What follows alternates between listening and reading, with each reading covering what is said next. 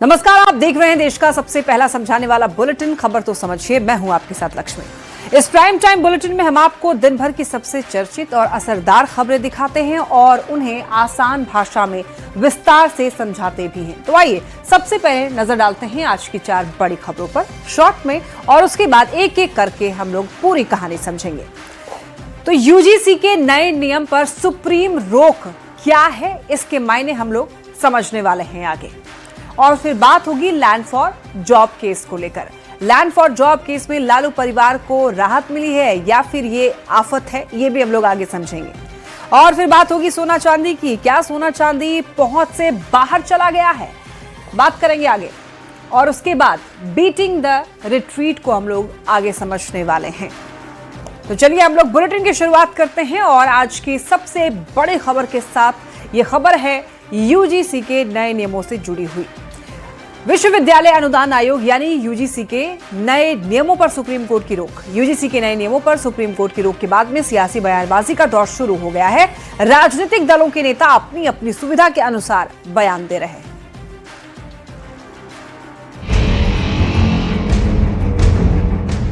UGC के नए नियमों पर सुप्रीम कोर्ट ने फिलहाल 19 मार्च तक रोक लगा दी है। सुप्रीम कोर्ट की रोक के बाद 19 मार्च को होने वाली अगली सुनवाई तक विरोध प्रदर्शन का सिलसिला थम गया है, लेकिन सियासी बयानबाजी का नया दौर तेज हो गया है। ये तो कोर्ट का मामला है और कोर्ट के मामला में हम कोई टिप्पणी करना उचित नहीं समझते। केंद्रीय मंत्री गिरिराज सिंह ने यूजीसी के नए नियमों पर सुप्रीम कोर्ट के फैसले का स्वागत किया है। उन्होंने कहा है, ये मोदी जी की सरकार है जहां सभी के साथ न्याय होता है। मैं तो सर्वप्रथम न्यायालय द्वारा लिए गए निर्णय का स्वागत करता हूं। वहीं कांग्रेस प्रवक्ता असीतनाथ तिवारी कहते हैं कि इस नियम पर रोक लगना ही था। पहले दिन ही कह दिया था कि कोर्ट में ये नियम नहीं टिकेगा, क्योंकि ये कानून से सम्मत नियम था ही नहीं, ये संविधान सम्मत नियम था ही नहीं। जेडीयू नेताओं ने इसे कोर्ट का मामला बताते हुए बच बचा के बयान दिया है, तो बीजेपी के गिरिराज सिंह और कांग्रेस के असीतनाथ तिवारी ने फैसले का स्वागत किया। जाहिर सी बात है, जब नियम लागू थे तब भी राजनीतिक दलों के नेता अपने अपने वोट बैंक को ध्यान में रखकर सधे हुए अंदाज में प्रतिक्रिया देते थे। अभी भी सधी हुई प्रतिक्रिया ही दे रहे हैं। न्यूज़ 18 के लिए पटना से विनीता मिश्रा और धर्मेंद्र कुमार के साथ bureau report.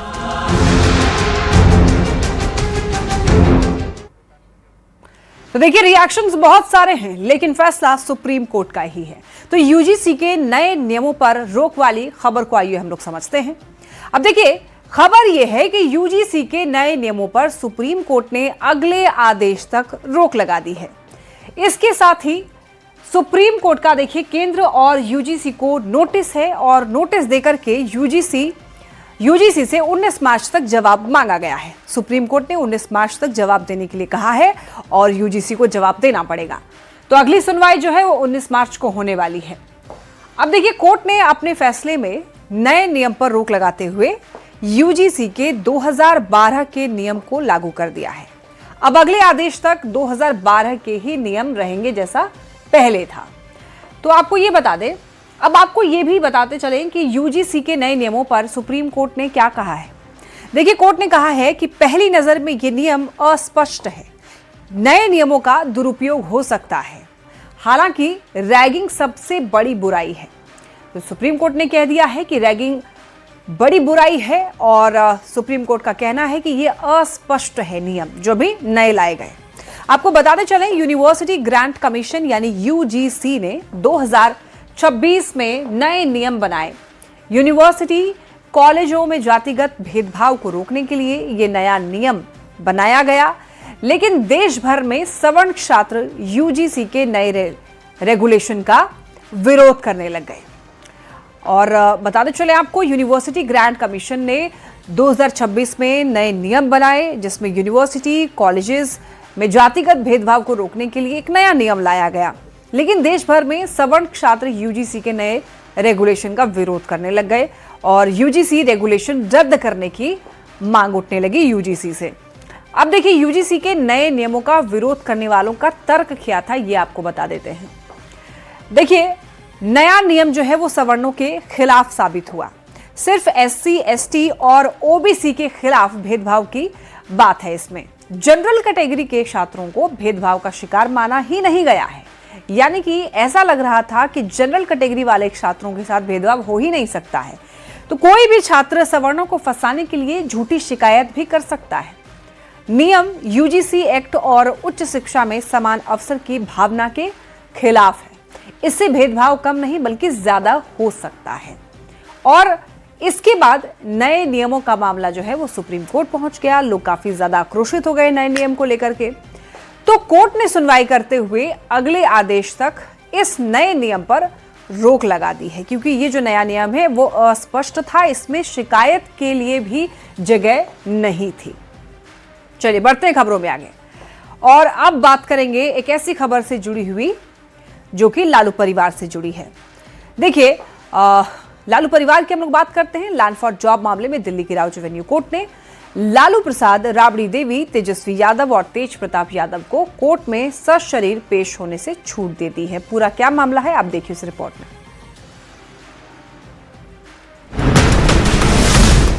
Land for job मामला, जैसे ही इस मामले का जिक्र होता है लालू परिवार की तस्वीर सामने आ जाती है। मतलब वो आरोप जो लालू परिवार पर नौकरी के बदले जमीन लेने का है। बहुत दिनों बाद रेलवे में नौकरी के लिए जमीन घोटाला मामले में लालू परिवार को थोड़ी राहत मिली है।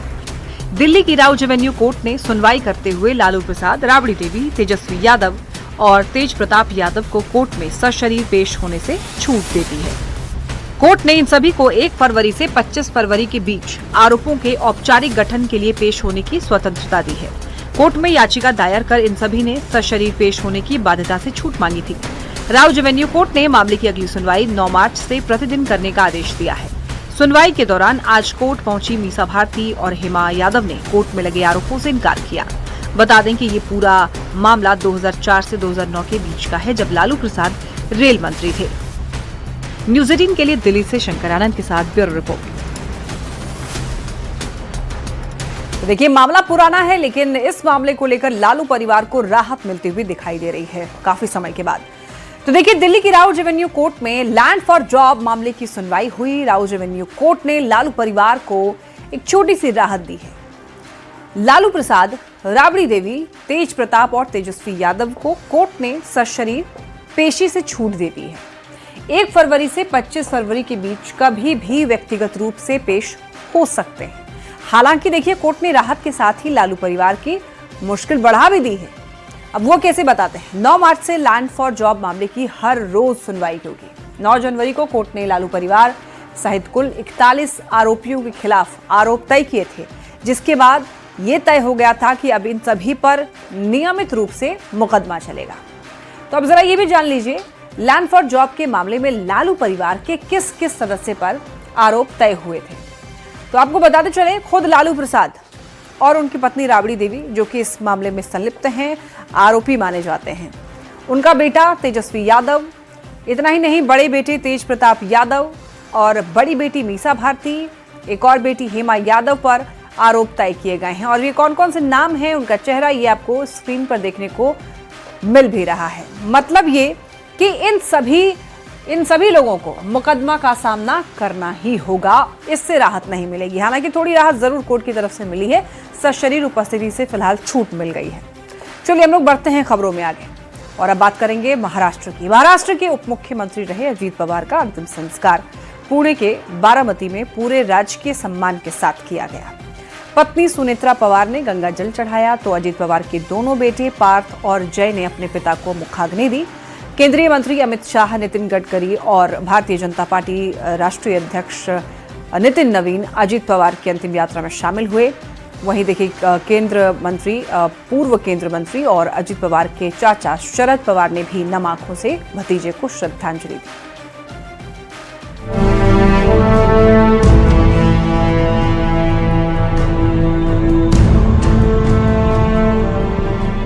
अजित पवार पंचतत्वों में विलीन हो गए और अपने पीछे छोड़ गए नम आंखें, मासूम चेहरे और मातम। अजित पवार के जाने से महाराष्ट्र और देश की सियासत में एक कभी ना खत्म होने वाला सन्नाटा फैल गया। अजित पवार का महाराष्ट्र के बारामती में अंतिम संस्कार हुआ, जिसमें पूरा परिवार शामिल हुआ। पत्नी सुनेत्रा पवार ने गंगा जल दिया तो अजित पवार के दोनों बेटे पार्थ और जय ने पिता को मुखाग्नि दी। अजित पवार की मां को देखकर तो कलेजा ही मुंह को आ गया। उन्हें सुप्रिया सूले संभालते हुए अजित पवार के पार्थिव शरीर तक लाई, जिसे देखकर अजित पवार की मां आशाताई फूट फूट कर रो पड़ी। पूर्व केंद्रीय मंत्री और अजित पवार के चाचा शरद पवार ने भी नम आंखों से भतीजे को श्रद्धांजलि दी। अंतिम संस्कार में शामिल होने के लिए हजारों लोग एकत्रित हुए थे। जब अजित पवार के पार्थिव शरीर को राष्ट्रीय ध्वज में लपेटकर उनके गांव काटेवाड़ी से विद्या प्रतिष्ठान के मैदान लाया गया तो लोगों ने अजित दादा अमर रहें के नारे लगाए।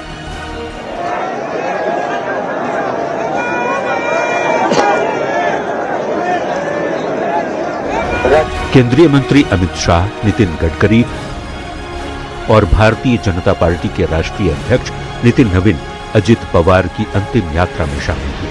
अजित पवार के निधन के साथ महाराष्ट्र की सियासत में एक बड़ा खालीपन आ गया है और ये सवाल उठने लगा है कि एनसीपी का अगला अध्यक्ष और पार्टी की ओर से डिप्टी सीएम का चेहरा कौन होगा? क्या सुनेत्रा पवार या फिर दोनों बेटों में से कोई एक या कोई और? Bureau report, news 18। देखिए, अजित पवार पंचतत्व में विलीन हो चुके हैं और इस वक्त महाराष्ट्र में सूनापन है। अजित पवार महाराष्ट्र की राजनीति के बड़े नेता थे। अजित पवार 6 बार महाराष्ट्र के उप मुख्यमंत्री रहे। अजित पवार के निधन से महाराष्ट्र की राजनीति को बहुत बड़ी क्षति हुई है। सवाल उठ रहा होगा कि उनके निधन के बाद पार्टी की कमान आखिर कौन संभालेगा और एनसीपी कोटे से कौन बनेगा डिप्टी सीएम।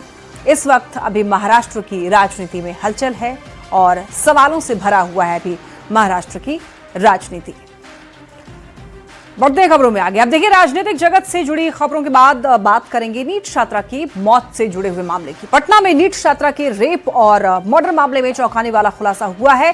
छात्रा के कपड़ों से मिला स्पर्म 18 से 21 साल के लड़के का बताया जा रहा है और अगर सूत्रों की माने तो एफएसएल की जांच में यह बात सामने आई है। वैसे एसआईटी इस केस का कभी भी खुलासा कर सकती है। 5 संदिग्धों को हिरासत में लेकर कड़ी पूछताछ के बाद उम्मीद है कि पूरे मामले का बहुत जल्द पर्दाफाश होगा।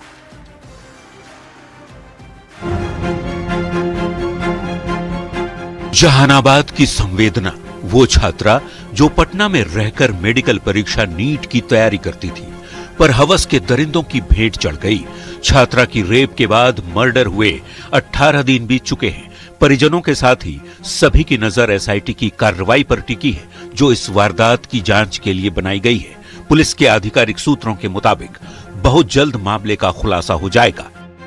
वैसे एसआईटी की जांच में कपड़े से मिले सैंपल पर बड़ा खुलासा हुआ है। 18 से 21 साल के युवक के स्पर्म की पुष्टि हुई है। एफएसएल के आधिकारिक सूत्रों ने इसकी पुष्टि की है। वैसे वीडियो फुटेज और तमाम साक्ष्यों के आधार पर 5 संदिग्धों को एसआईटी की टीम ने गुरुवार को हिरासत में लेकर कड़ी पूछताछ की, जिसके बाद ये उम्मीद जताई जा रही है कि किसी भी वक्त एसआईटी इस केस का खुलासा कर सकती है।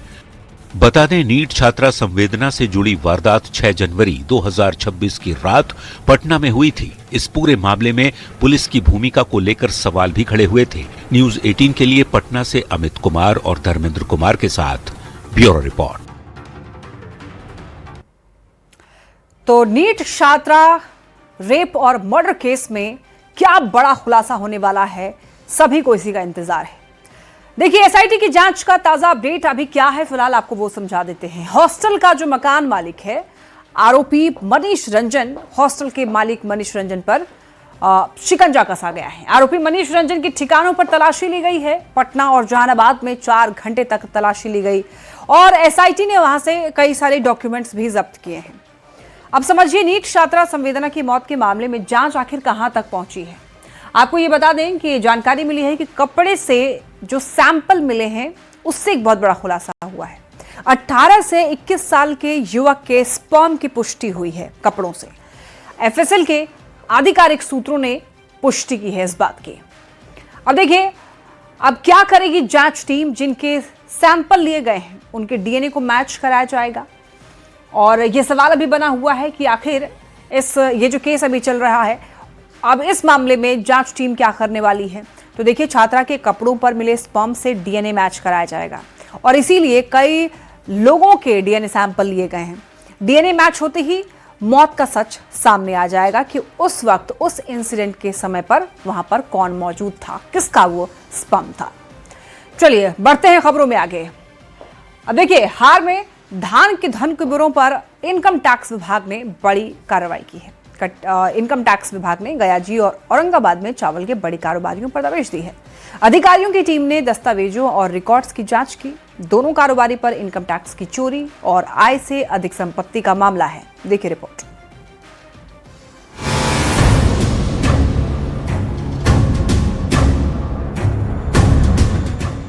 बिहार में अब काली कमाई के धन कुबेर बचेंगे नहीं। ये आलीशान घर है गयाजी के बड़े धान कारोबारी राजेश गुप्ता की, जहां इनकम टैक्स विभाग ने छापेमारी की है। गयाजी में आयकर विभाग ने धान कारोबारी राजेश गुप्ता के और उसके सहयोगी के 3 ठिकानों पर धावा बोला। धान कारोबारी राजेश गुप्ता पर आयकर चोरी का आरोप है। राजेश गुप्ता कर्नाटक और केरल तक चावल की सप्लाई करते हैं। आयकर की टीम ने राजेश गुप्ता और उसके पार्टनर गौरीशंकर गुप्ता के ठिकानों पर छापेमारी की, जिसके बाद हड़कंप मच गया। में इनकम टैक्स ने एक बड़ी कार्रवाई करते हुए धान व्यापारी के घर पर जो है वो छापेमारी की है। कठोकर तालाब के पास में यही वो आलीशान मकान है। राजेश कुमार गुप्ता के घर पर जो है इनकम टैक्स की रेड करी है। बताया जाता है कि राजेश कुमार की गुप्ता के ये घर और इसके अलावा जो मानपुर में भी ईश्वर चौधरी हॉल के पास इनका घर है, वहाँ भी जो है एक टीम जो है वहाँ पर पहुंची है। वहाँ पर भी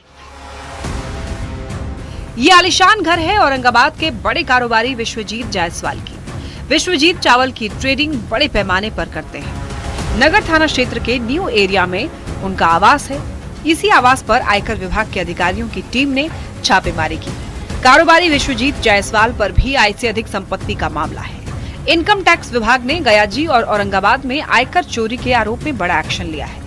धान की कमाई से धन कुबेर बने इन कारोबारियों पर दबिश देकर इनकम टैक्स विभाग ने साफ संदेश दे दिया है कि टैक्स चोरी करने वाले और राजस्व को नुकसान पहुंचाने वाले बचेंगे नहीं। न्यूज़ 18 के लिए गयाजी से एनएल लिली और औरंगाबाद से संजय सिन्हा की रिपोर्ट। तो देखा, यहां पर इनकम टैक्स की चोरी के जो मामले सामने आए हैं उसको लेकर जांच पड़ताल चल रही है। अब आइए खबर तो समझिए कि बिहार में अब काली कमाई वालों की खैर किस तरीके से नहीं है। देखिए, काली कमाई करने वालों पर कार्रवाई होगी। सरकार पहले ही संपत्ति जब्ती की बात कह चुकी है। ऐसे लोग नहीं सुधरे तो सरकार इनको छोड़ेगी नहीं। काली कमाई करने वालों पर एक्शन जरूर होगा। सरकार जो है पहले ही कह चुकी है कि संपत्ति जब्ती की जाएगी अगर ऐसे मामले सामने आते हैं तो, क्योंकि ऐसे लोग नहीं सुधरेंगे तो सरकार उनको छोड़ेगी भी नहीं। इनकम टैक्स का ये मामला है। आय से अधिक संपत्ति जो है उसकी खबर मिली और तुरंत इनकम टैक्स डिपार्टमेंट की टीम वहां पर पहुंच गई और जांच पड़ताल करने लगी। बताया जा रहा है कि वहां से कई सारे डॉक्यूमेंट्स भी हाथ लगे हैं इनकम टैक्स डिपार्टमेंट को। तो अब देखना होगा इसमें जो जांच होगी वो कहां तक जाती है। चलिए बढ़ते हैं खबरों में आगे और बात करते हैं आज की सबसे खूबसूरत तस्वीर की। इसे कहते हैं बीटिंग द रिट्रीट समारोह। दिल्ली के विजय चौक पर गुरुवार शाम को बीटिंग द रिट्रीट सेरेमनी हुई और इसके साथ ही गणतंत्र दिवस के 4 दिन तक चले कार्यक्रमों का समापन हुआ। राष्ट्रपति द्रौपदी मुर्मू सेरेमनी में मौजूद रहीं। समारोह की शुरुआत में सेना ने राष्ट्रपति को नेशनल सैल्यूट दिया। इसके बाद तिरंगा फहराया गया और राष्ट्रगान की धुन बजाई गई। तीनों सेनाओं के बैंड ने सेरेमनी की शुरुआत धुन कदम कदम बढ़ाए जा बजाकर की। बीटिंग द रिट्रीट, बहुत ही खूबसूरत तस्वीर आज शाम देखने को मिली। शानदार सैन्य परंपरा की ये झलक हर साल 26 जनवरी के बाद समापन समारोह के तौर पर देखने को मिलती है। 29 तारीख को शौर्य से संगीत से राजधानी गूंज उठी। पारंपरिक धुन के साथ तीनों बैंड एक साथ मार्च करते हुए दिखाई दिए। तो देखिए, अब आपको समझाते हैं कि बीटिंग द रिट्रीट आखिर क्या है। यह खूबसूरत नज़ारा हम आज के दिन देखते हैं, यानी कि 26 जनवरी के बाद 29 तारीख को ये हमें देखने को मिलता है। ये एक तरीके से सैन्य समारोह की समाप्ति का प्रतीक माना जाता है। गणतंत्र दिवस समारोह की समाप्ति का प्रतीक। और इस कार्यक्रम में तीनों ही सेना, थल सेना, वायु सेना और नौसेना के बैंड इसमें शामिल होते हैं। पारंपरिक धुन के साथ तीनों बैंड एक साथ मार्च करते हैं और ये सेना की बैरक जो है वापसी का प्रतीक है। गणतंत्र दिवस के बाद हर साल 29 जनवरी को आयोजित होता है। Rashtrapati Bhavan, Vijay Chowk, north block, south block रोशनी से सजाया जाता है और सूरज ढलने के समय पूरे सम्मान के साथ तिरंगे को नीचे उतारा जाता है। अब आइए बीटिंग द रिट्रीट का इतिहास समझते हैं। देखिए, दुनिया भर में बीटिंग द रिट्रीट की परंपरा रही है। लड़ाई के दौरान दरअसल सेनाएं सूर्यास्त के बाद हथियार रख करके बैरक में लौट जाती हैं। तो भारत में भी बीटिंग द रिट्रीट इसी परंपरा का एक हिस्सा है। भारत में इसकी शुरुआत 1950 के दशक में हुई थी। भारतीय सेना के मेजर रॉबर्ट ने इसकी शुरुआत की थी। अब देखिए, इसमें खास क्या है उसकी बात कर लेते हैं। सेना अर्धसैनिक बलों के बैंड ने खास प्रस्तुति दी। वंदे मातरम, कदम कदम बढ़ाई जा, विजय भारती जैसी धुनें बजी और राष्ट्रीय गीत के 150 साल पूरे होने पर विशेष प्रस्तुति का आयोजन भी किया गया और पाइप और ड्रम बैंड की ओर से खास प्रस्तुति दी गई और ये खास नज़ारा जो है आज के दिन देखने को मिला। और इसी के साथ इस बुलेटिन में फिलहाल इतना ही। खबरें लगातार जारी रहेंगी। आप देखते रहिए न्यूज़ 18 बिहार झारखंड।